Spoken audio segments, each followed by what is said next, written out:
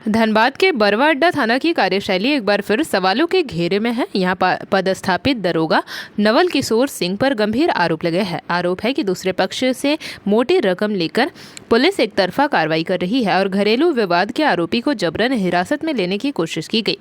मामला बरवा अड्डा थाना क्षेत्र के गोरगा इलाके का है, जहाँ करीब 2 महीने पहले जमीन विवाद को लेकर एक ही परिवार के बीच मारपीट हुई थी। इसी घटना में आधा दर्जन से अधिक लोग घायल हुए थे और दोनों पक्षों की ओर से थाने में शिकायत भी दर्ज कराई गई थी। घटना की पीड़ित विनोद साव ने पुलिस पर आरोप लगाते हुए कहा, दरोगा जी दूसरे पक्ष से पैसे लेकर हमारे परिवार को परेशान कर रहे हैं। दुकान से पकड़ने की कोशिश की गई और पैसे की मांग की गई।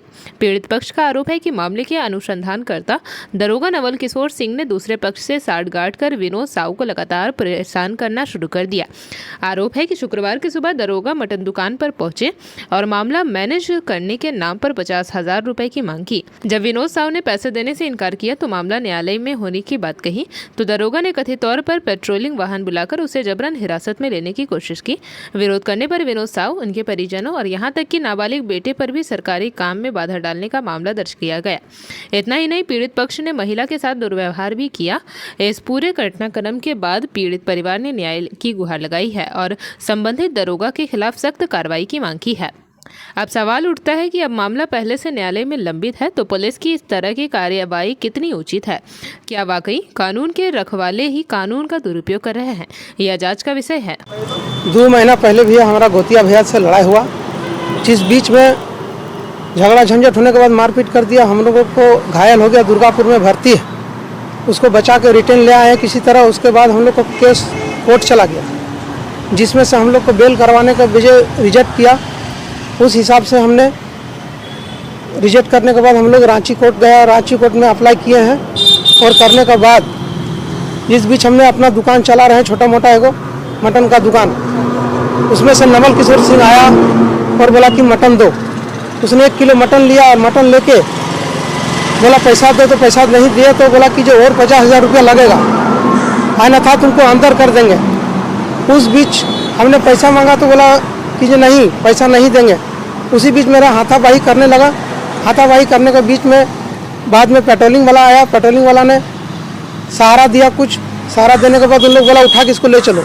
जिस बीच हमको ले जा नहीं पाया, बोला मारेंगे पीटेंगे। अगला 3 लाख रुपया इसको दिया गया है, जिसमें से हमको बोला 50,000 दो। हम बोले भैया गरीब आदमी हम कहाँ पाएंगे से देंगे। जिसमें से हमको आके यहाँ धमकी देने लगा कि हम सिंह हैं, पता नहीं है, बिल से निकाल लेंगे तेरा पैसा। जिस बीच हमको मारपीट करने के लिए शुरू कर दिया।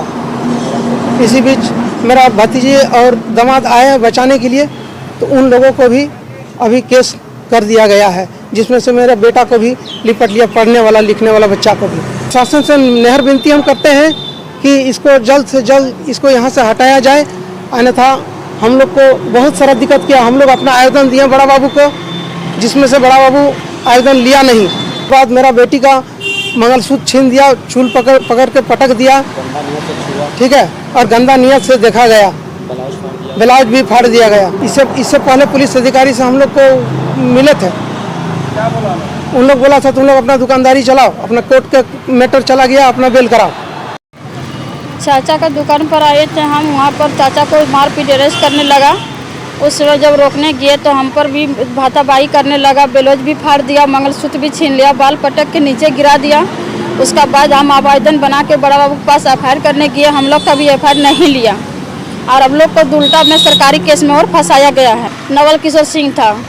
क्या कहना था नवल किशोर सिंह का? नवल किशोर को कहना था कि हमको चाचा को अरेस्ट करने ले जाएंगे, यहाँ से हमको वारंट बिना वारंट का आया था अरेस्ट करने के लिए। वही में हम रोकने गए तो चाचा का विरोध किया, बोले इसी केस में तोरा फंसा देंगे हम, और वही हमको सरकारी केस में फंसाया गया है। हमारा पति छठीराम महतो का DSP साहब से गए थे मिलने के लिए। DSP साहब बोला कि जो ठीक है इसका हम इंक्वायरी करते हैं।